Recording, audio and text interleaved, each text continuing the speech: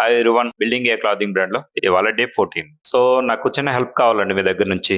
అందరు రీల్స్ చూస్తున్నారు కానీ ఎవరు లైక్ చేయట్లేదు, ఫాలో అవ్వట్లేదు. జస్ట్ నాకు ఫాలో అవుతే మీరు కూడా నన్ను మోటివేట్ చేసినట్టు ఉంటది. అలాగే లైక్ చేస్తే మీ ఫ్రెండ్స్ కూడా వెళ్తుంది కాబట్టి నా వీడియో చూసి రీల్స్ అనేవి కొంచెం hike. So please so near గా నేను ఇక్కడ 4 days ఉన్నాను. 4 days లో 15 వెండర్స్ కలిసాను. సో ఫస్ట్ వెండర్ కలిసి వచ్చాక బయట టిఫిన్ చేద్దామని వెళ్ళాను. అక్కడ చూస్తే మనకి ఏం టిఫిన్స్ ఏమో అర్థం కావట్లేదు. సాంబార్ ఇడ్లీ, చెన్నైలో తిరుపూర్లో మీకు తెలియదు ఏముంది, తమిళనాడు అంటే సాంబార్ ఇడ్లీ తిందామా అంటే మనకు సాంబార్ ఇడ్లీయా, సరే అక్కడ ఎగ్ దోశ వేస్తున్నాడు కదా ఏదో ఒకటి తిందాంలేని ఎగ్ దోశ అని చెప్పాను. ఫస్ట్ పెనం వేడి చేసిన వెంటనే పిండి వేసాడు, బాగానే చుట్టాడు. తర్వాత ఎగ్ వేసాడు. ఎగ్ మీద చేతి ఇలా ఇలా ఇలా కిలిగేటప్పటికి కడుపులో తిప్పేసింది.